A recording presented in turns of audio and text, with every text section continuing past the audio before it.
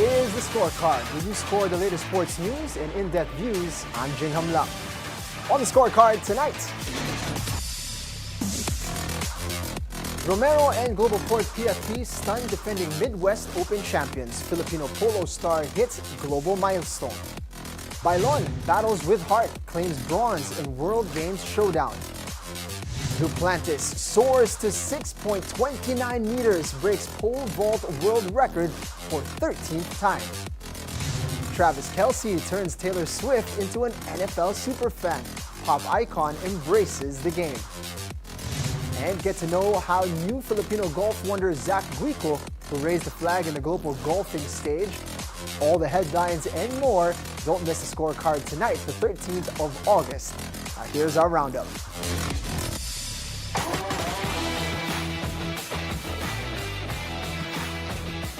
World-ranked polo sensation Mikey Romero made headlines in the United States as his Globalport-PFP squad pulled off a stunning upset over defending Midwest Open champions. Flying changes at the 2025 USPA Midwest Open. This triumph builds on Globalport's PFP's historic feat earlier this year, becoming the first team from Asia to compete in the prestigious US Open Polo Championship, Polo's most competitive 22-goal tournament.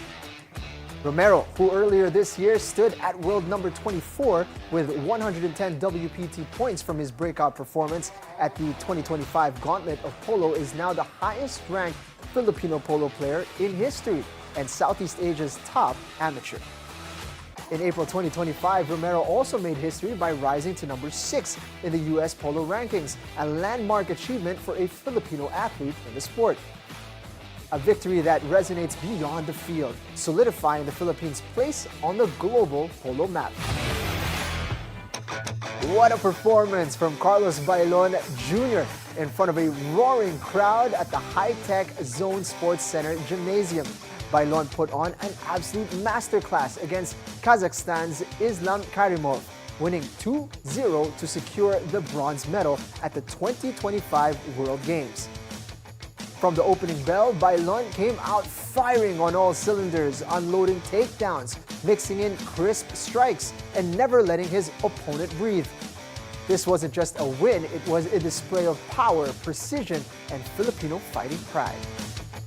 This bronze marked a strong finish for the Wushu squad here after Krizan Faith Collado fell short in her own battle for third place against Vietnam's Thi Phuong Nhat Nguyen. Team Philippines now stands with 1 silver and 1 bronze, with 5 days still left to chase more glory. History was rewritten under the bright lights in Budapest as Armand Duplantis once again defied gravity and human limits, clearing an astonishing 6.29 meters to set a new pole vault world record. The Swedish sensation did it on his second attempt, rolling the bar but keeping it in place, igniting roars from the crowd. This was the 13th time Duplantis had rewritten the record books, improving on his own 6.28 meter set in Stockholm in June. He finished ahead of Greece's Emmanuel Karalis, who cleared 6.02 meters, and Australia's Curtis Marshall, who reached 5.83 meters. Since Ukrainian legend Sergei Bubka first cleared 6 meters in 1985, the world record has been broken 26 times, 12 by Bubka, 13 by Duplantis, and once by Francis Renaud Levalny. From record-breaking heights to lightning speed on the track, Budapest delivered an unforgettable night of athletic excellence. From the bright lights of sold-out concerts to the thunderous roar of the gridiron, Travis Kelce has not only captured Taylor Swift's heart, he's turned her into one of the most passionate football fans on the planet. Kansas City Chiefs star tight end Travis Kelce revealed in a GQ cover story that his superstar girlfriend Taylor Swift has gone from singing about the Philadelphia Eagles to studying injury reports and dissecting third and short plays like a seasoned coach. The two have become one of sports and entertainment's ultimate power couples, with Swift spotted at Arrowhead Stadium cheering for Kelce, and Kelce returning the favor by being her +1 at concerts around the globe. Swift's passion for football has grown so much that Kelce jokes she could almost be part of the Chiefs coaching staff. And now their dynamic is turning heads far beyond the field. From playful sideline moments to jaw-dropping joint announcements like Swift's new album, The Life of a Showgirl, revealed on Kelce's New Heights podcast with his brother Jason. With the NFL season just days away, one thing's for sure. When Taylor Swift's in the stands, all eyes aren't just on the scoreboard, they're on the ultimate crossover of pop culture and pro football. Look who's in town. Two sporting icons from different worlds united as Manny Pacquiao welcomed Boston Celtics star Jaylen Brown for a champion-to-champion encounter in Manila. It was a clash of greatness outside their arenas when Filipino boxing legend Manny Pacquiao met NBA Finals MVP Jaylen Brown during the Celtics forwards Asian tour. Brown posted snaps on his Instagram story showing their exchange of autographed memorabilia. Pacquiao got signed game-worn shoes, while Brown took home signed boxing gloves from the only 8th Division world champion. And in true competitive spirit, they didn't step in the ring or on the court, but faced off over a chessboard. I wonder who won. Not every day you get two sporting greats under one roof. Australia just ended Gilas Pilipinas' run, and they did it in brutal fashion. Final score, 84-60 in the quarterfinals. The Boomers came out firing, dropping 7 first-quarter threes and slamming Gilas with a 29-12 start. Kevin Kimbao led with 17 points. Dwight Ramos chipped in 15, but Justin Brownlee was locked down to just 10. This wasn't just a loss, this was a statement by the reigning champs. Gilas is out, Australia moving on. This wasn't just another sports facility launch, this was a statement. When you have Ultra Bilyonaryo Enrique K. Razon Jr. standing side by side with Ina Yun, one of the brightest new faces on the LPGA Tour, cutting the ceremonial ribbon to unveil Solair's new golf suite, you know you are in for something big. Razon, the visionary behind Bloomberry Resorts and the driving force that put Solair on the map, wasn't just opening a room with a simulator, he was sending a message. Manila can play on the same level as the world's elite.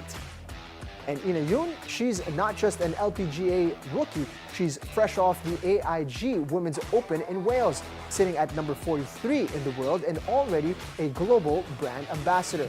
And here she is, right here in Entertainment City, bringing star power to the launch. This isn't just about swinging a club, this is about how technology is changing the game. Solair's golf suite isn't your ordinary driving range. This is world-class simulation that lets you play like you're walking the fairways of St. Andrews without leaving Manila. And here's your daily dose of sports lingo. Do you know what English means in billiards? English, or pectus in Filipino, in billiards is the spin applied to the cue ball by hitting it off center. This technique allows players to control the direction and angle of the cue ball after it strikes another ball or the rail. Using English can help set up the next shot or avoid fouls by manipulating the ball's path, making it a crucial skill for advanced players looking to dominate the table. Now it's time for our off-court buzzer. Formula One is buzzing with speculation. Reports suggest Mexican star Sergio Checo Perez could return to the grid next year, possibly taking one of Cadillac's seats for their inaugural season in 2026. The 35-year-old, who made his F1 debut in 2011, was released from Red Bull last year after a challenging campaign that left him trailing teammate Max Verstappen by 285 points. Perez sat out the 2025 season after failing to land a drive elsewhere. PlanetF1.com reports an official announcement from Cadillac could come next month, with former Mercedes driver Valtteri Bottas also rumored to be in the mix. Team principal Graham Loudon has already emphasized that experience will play a key role in their driver lineup decisions. Four-time reigning world champion Max Verstappen has endorsed his former teammate, saying Perez remains a strong option for a new team, highlighting his past consistency with Force India and Racing Point. For now, the rumors continue to swirl and the F1 world awaits confirmation as the 2025 season gears up to resume on August 31 with the Dutch Grand Prix. And that's our roundup for tonight, the 13th of August. When we return, get to know how new Filipino golf wonder Zach Guico raised the flag in the global golfing stage. So keep it right here on the Scorecard.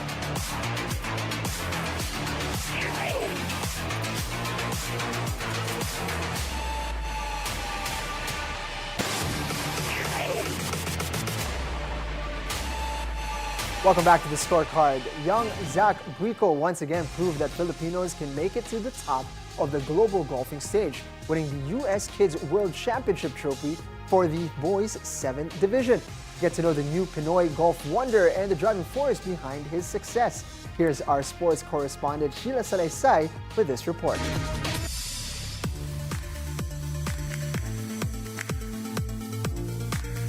Meet the newest pride of Philippine sports. At just 7 years old, he's already made history, conquering the greens and capturing the prestigious U.S. Kids World Golf Championships.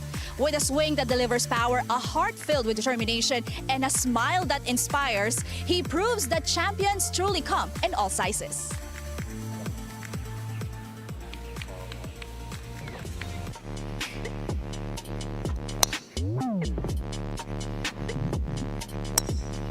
No time to rest. Zach went straight to Valley Golf in Antipolo right after arriving back in the Philippines. And we had the chance to have a chit-chat with this champ. Hi, Zach. Congratulations on your win. How do you feel like you're already a world champion at 7 years old? Feels good for me. It's a way to challenge myself in like a different way. How are you challenged? Like there's also like many good players from other countries that get to compete in the tournament. What was your most favorite part of the tournament? The last day, there's a lot of pressure going to the last hole because there's a lot of people watching there. You mentioned that you felt pressured, but how did you manage your pressure in the tournament? I just stayed confident and pray before I played my game, and it was able to make me more confident. Good. But at a very young age, you're already competing. Like this is the world, a golf world tournament. How did you prepare yourself for that? I had to like play a lot. I have like a simulator in my house, so I play there for like 2 to 3 hours every day. And like there's 2 times every week I play fairway just to get my accuracy and yardage on my clubs. For Zach, golf isn't just about the competition. It's also about the experiences along the way. What is the most exciting part about the sport, golf? The most exciting thing about golf is that you're able to make new friends and learn other stuff about it. How old did you start playing golf? I started playing 2 years ago. And of course, no interview would be complete without a heartfelt moment. I asked Zach what message he'd like to give his mom and dad. I would like to thank my mom for carrying me at Pinehurst and pushing the cart, even though her back was hurting. And my dad, because he always like spends his money on like the tournaments. Do you have any message to other kids at your age who wants to try golf? And as a champion yourself, what do you want to tell them to inspire them? Just practice a lot. And focus on the game and always believe in the Lord. Behind every young athlete are parents who cheer, guide, and sometimes even step onto the course with them. When did you find out that he's interested in this sport and how? Kasi I usually expose my kids to different sports. So like every now and then I would bring them to soccer, basketball, enroll them, and then just to see where they are interested in. So one time we brought Zach to the driving range, and then obviously he cannot hit pa, diba? But then he likes it, and since he said, I want to go back, I said, are you sure? And so, okay, yeah, and then we tried again. And then after that, I said, okay, let's try to get a coach. And then he started naman playing. He doesn't get frustrated even if he wasn't able to like hit first few balls. And then after the package for the coach, I asked him, let's try another sport, soccer, basketball. No, I want to go back to golf. Are you sure? Because I'm a June golfer. So I know it's not an easy sport. So I wanted to make sure, are you sure you really like golf? Huh? But he is, he likes it. Yeah. For a young age, and he's only playing like 2 years, 2 years, you yeah. mentioned. What do you think was his motivation to be this good at this level, at this age? Actually, he started when he watched that TV series. Yeah. Yeah, yung from Netflix. Yeah, the short game. So, parang he told us, I wanted to be like that world champion. So, Yeah. ayun, ever since that was his inspiration. Zach still see the world through the eyes of a child, wide with wonder and always ready for a bit of fun. Though he is a champion, he's a kid who still loves to play. The tournaments, kasi for him, he doesn't really see it as a tournament. Like he's like seriously, it's not big difference sa kanya if he plays tournament and a practice round. For him, it's the same. So I think that's somewhat good because he doesn't feel that much pressured. Like he just plays because he likes to play. Yeah, I think that's something that's good. For Zach, defeat isn't the end of the story. It's just another chapter in the game he loves. Sometimes, like if natatalo siya sa tournament, sometimes he cries and pipigilan niya. But after a while, marireset ulit siya kagad eh. Siguro, like 15 minutes, 30 minutes, then he's okay again eh. So he's just like that. Even in the game, ganun din siya. But I think that's normal, no? And you can see like the passion for the game. That's why medyo masakit if he loses because he knew that he placed everything into it. Especially, I think it's especially on playoffs. That's the pinaka like masakit for him.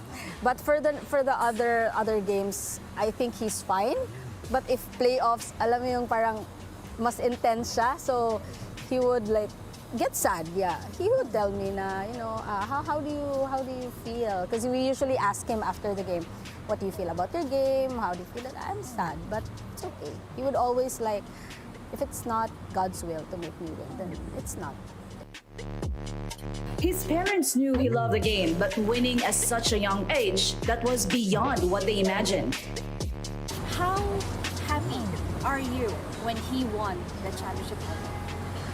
I was caddying kasi. So usually when you're caddying, I felt now, I realized na mas nakakakaba when you're watching rather than when you're caddying. Like you're there with him. But when he won, I was very happy. I was very happy. I was even happier of his reaction when he won because first 3 holes namin was very bad.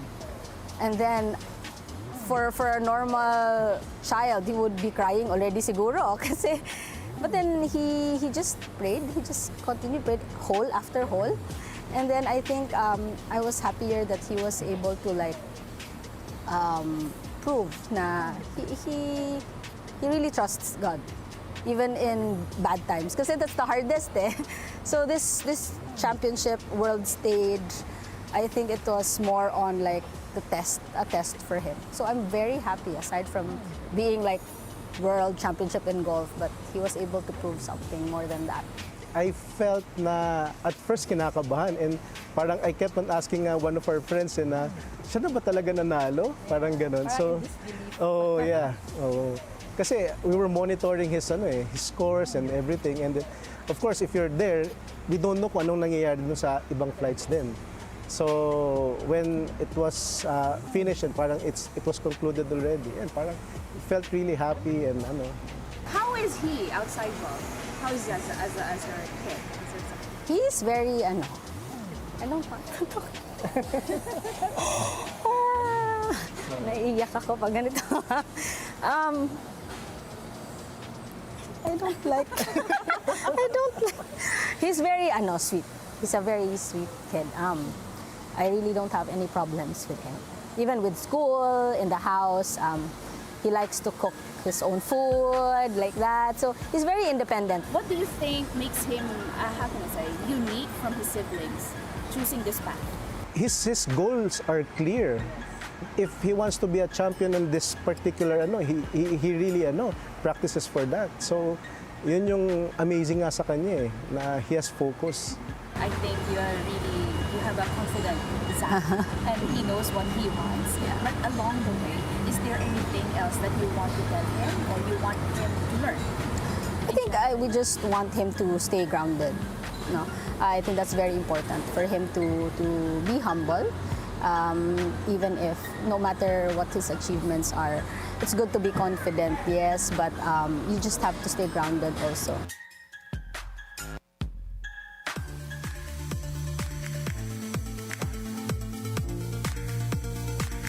An amazing victory for this young, remarkable talent. Zach Guico has shown the power of grit, passion, and non-stop practice, and he's just getting started. Expect bigger wins, bolder moments, and more pride for the Philippines as this young rising star continues his journey. Reporting for the Scorecard, Gilas Pilipinas Bilyonaryo News Channel. Up next, it's pride, power, and payback. Ohtani wants to end the skid, but the Angels have his number this year. Is this the night the Dodgers flip the script, or does Anaheim keep running LA? Either way, buckle up because this one's gonna hit different. So, better keep your eyes on the prize.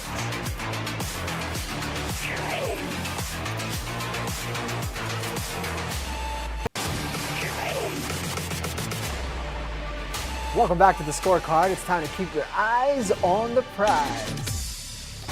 You know how comic books have those what-if issues? This game is that, except it's real. Shohei Ohtani walks back into Angel Stadium, this time wearing Dodger blue, stepping on the same mound where he once was the hero, now trying to stop the bleeding for a Dodgers team riding a 3-game skid. And here's the kicker. The Angels, they've owned the Dodgers this season. 5 games, 5 wins. Do you think that's sitting well in the Dodgers clubhouse? Definitely not. On one side, Ohtani, a 2.37 earned run average, 1.10 whip, and a strikeout machine. Meanwhile, Kyle Hendricks, the ultimate professor. Not flashy, but knows how to turn an aggressive lineup into ground ball after ground ball. This narrative is irresistible. Ohtani trying to be the stopper, Hendricks trying to be the spoiler. The Angels, well, quietly dangerous they've been. 3rd in Major League Baseball in total home runs. Taylor Ward has been seeing beach ball pitches lately. Zach Neto's got that cocky shortstop energy, and Joe Adell just walked it off last time. The Dodgers are still loaded. Max Muncy's on a heater. Freddie Freeman keeps stacking hits. And Ohtani, he hits 5 home runs in his last 6 games. But right now, they're stuck in this weird loop. Big moments followed by gut punch endings. Step up to the plate and feel the heat. This crosstown rivalry takes center stage as the Dodgers versus Angels go head-to-head under the lights. Here's your matchup breakdown for tomorrow morning.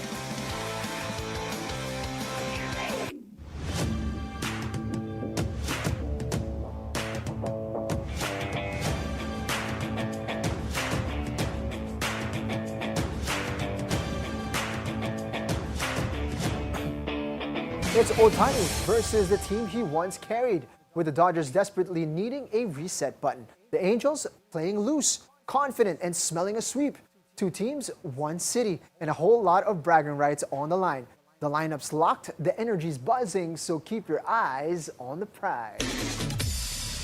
Before we go, think on this. From Ukrainian undisputed heavyweight boxing world champion Alexander Usyk, who once said, "No knockout, no problem. I don't think about it because we had a win." And with that, thank you for joining us tonight. We'll see you tomorrow on The Scorecard, where sports is our business and business is our sport. On the Bilyonaryo News Channel, this is Jim Jamlang. Have a blessed evening.